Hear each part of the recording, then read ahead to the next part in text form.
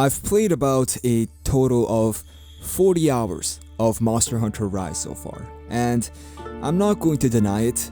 It is a good game. I've had a lot of fun in my time. There's a lot of content, including dozens of unique weapons and armor. There's a large variety of monsters, all very well designed and programmed, and the combat still really gives you that thrill and rush of dopamine that you just can't find outside of the Monster Hunter franchise. So you may ask, well, if it is good and fun, then why did he tell us not to buy it in the thumbnail? Well, see, the thing is, as much as I have enjoyed my time with Rise, I never knew what the point of that time was. Let me explain.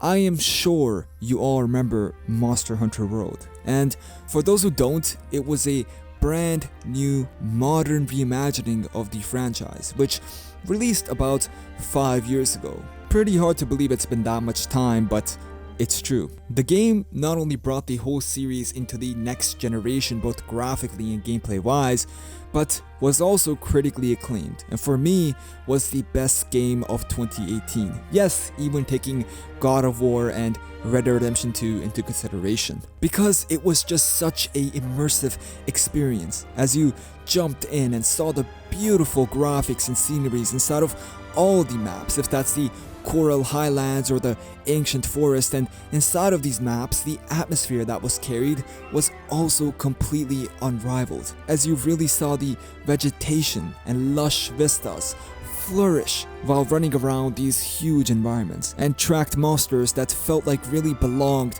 and breathed in the ecosystems created inside of these maps. Even the fights were always so tough but gave you a thrill and satisfaction that was hard to experience in any other game. It was a very big step up from the previous Monster Hunter generations, and still lives as a true masterpiece in many people's hearts. Monster Hunter Rise has none of what I mentioned about World. It has no sort of immersive feeling that World carried so well. It has no substantial difficulty to its monsters. It has no tracking. It has no beautiful graphics or scenery. In fact, you'll probably think this is some PS3 game while you're playing it. And most importantly, it has no improvement over World. See, Rise follows the same structure as World, right? You have monsters that you have to go and hunt in a sequential level manner, where the more main quests you do, the more dangerous but rewarding the monsters get. And once you're done slaughtering all the monsters, it's the same rinse and repeat end game where you grind materials so you can craft the equipment that you actually want. Not only is the structure the same, but pretty much everything else Rise does as well. The UI, the progression system, and even the movement and mechanics are quite similar as well. And this is where my first problem comes in. It feels almost too identical to World. I mean, Monster Hunter games have always exerted a strong resemblance, but Rise doesn't even feel like a sequel, but more of a dumbed down DLC that at times almost feels like a Chinese clone of this Japanese experience. There is very little uniqueness it has, and in the things it does change, hamper the game very significantly. The biggest one of these changes is that Rise is a great deal more fast-paced than World was. Every attack, every weapon, every action is a lot faster. And not only that, because of the decreased map size and your rideable wolf or whatever it is, it also makes it very quick to go across the whole map in a matter of not even a few minutes. So what does this do? Well, these decisions completely cut down your connection to the world inside of Rise. The maps no longer feel like breathing and real locations that are always tempting you to explore, but rather dull and boring arenas that are also not any more convincing by the bad looking graphics. Yes, you may argue that not everybody wants to spend 40 minutes taking down one monster like you did in World, but that extra time and size provided a bigger build-up to the actual fights, especially taking tracking into consideration, which was an integral part of the game. Tracking is completely removed here. There's no time you're investigating and trying to find tracks, there's no build-up, there's no suspense, there's no thought. It's just go to the marker on your map, kill the monster, and then you're done. In fact, this isn't monster hunting anymore. It's monster slaughtering and killing. The game should be called Monster Killer. Alright, fine, that might be a stretch. But if you're fine with that and didn't originally like the more vady and slower pace of Monster Hunter World, then yes, you're definitely going to enjoy Rise a lot more, as it is straight to the point. But it just abolishes so many amazing structures Monster Hunter World established, like that immersion where you really felt part of its world, and that amazing build-up you would feel as you scoured the huge map, which also felt alive and found tracks in this breathing ecosystem. And even I can still remember when just finding and spotting monsters before the first 10 minutes felt like a blessing. Here, there is none of that. And the main structural aspect has been simplified so much to the point where there's nothing else other than just killing monsters. The reason why Dauntless could never fully compete with Monster Hunter World was because it never offered that same lively immersion. Its world always felt something artificial and static, which is why Monster Hunter World always prevailed over it. Even the new things Rise introduces, like the wire bugging and wall running, are just a complete joke and make the game even worse. For example, here I was fighting this monster and I pulled a very wrong move, which should have in fact solidified my death. But nope, I just grappled onto thin air and escaped the situation. Wire bugging has pretty much removed any consequence of your actions inside of fights. See, in World, every single move you did, every single attack you pulled, needed to be timed well and required you to think prior to actually executing it. Here, you can pretty much play this like a button masher, just spamming Y and B, and every single time you go wrong, you can just wire bug yourself away. It is so damaging to the whole combat structure that was not only built by Monster Hunter World, but by the whole series, as it removes any skill necessary while fighting the monsters. Honestly, it's made it so easy that I could probably beat all the monsters using the starter gear. Coming back to wall running, this is also another aspect which pretty much defeats the purpose of navigating inside of the maps, because there's no point in traversing around cliffs, finding and using vines, or really analyzing your position to get to the monster when you can literally just do this.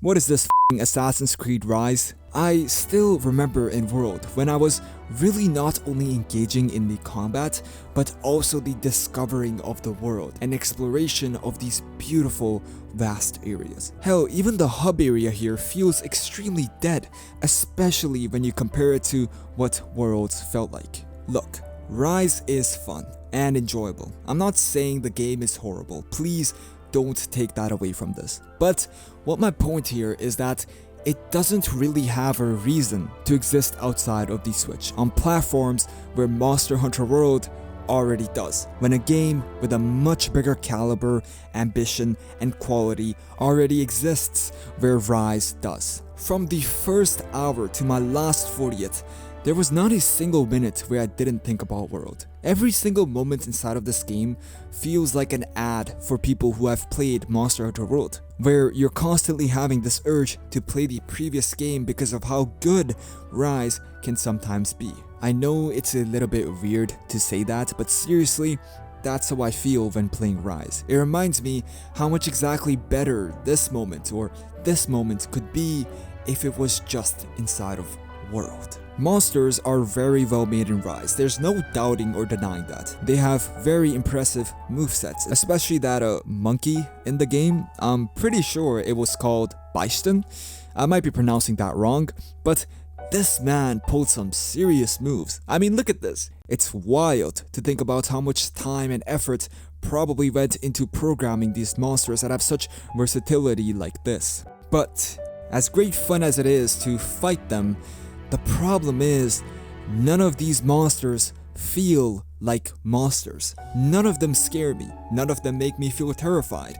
I mean, I still to this day remember in Monster Hunter World fighting this Tobi Katachi, and holy shit, it was terrifying, having no clue at all where it could appear and always being caught by surprise by its unpredictable moveset. Don't mind me, I hated fighting it, but it was another joy overcoming it. Rise's monsters just don't portray that same fear, and yes, some of it is because of the lack of realistic graphics, but I think a lot more of it has to do with how much easier they are to fight.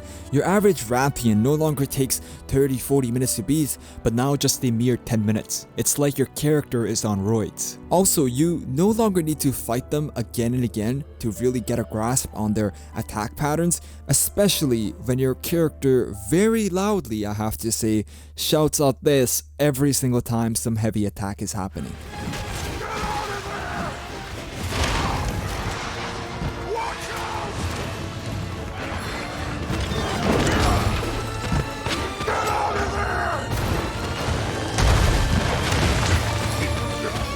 The patterns are so predictable that it removes any sort of learning and analyzing that was such a big part about World. I mean, the little cutscenes do help them appear a little bit more scarier than they actually are, but while fighting them, it makes little to no difference because they are so damn easy. Also, you can now ride the monsters. No, not in that way. I mean, you can mount them and control them, and it's pretty cool at first, I'm not going to lie, as you take the reins and fight the other monster that may be present, but after a while, it just breaks up the flow of combat, especially when you're really getting those deep hits, dodging attacks and building momentum, only for it to sit down and tell you to please ride me and smash me into the wall so we can continue. There's just very little point for it, except for shock value. Even the story is pretty much non-existent. I mean, World's story wasn't Red Dead Redemption 3 or something, but it offered a sense of direction and reason for what you were doing in the game. The characters were also likable, and overall it even had some great themes surrounding the environment and ecosystem preservation. Rise is just...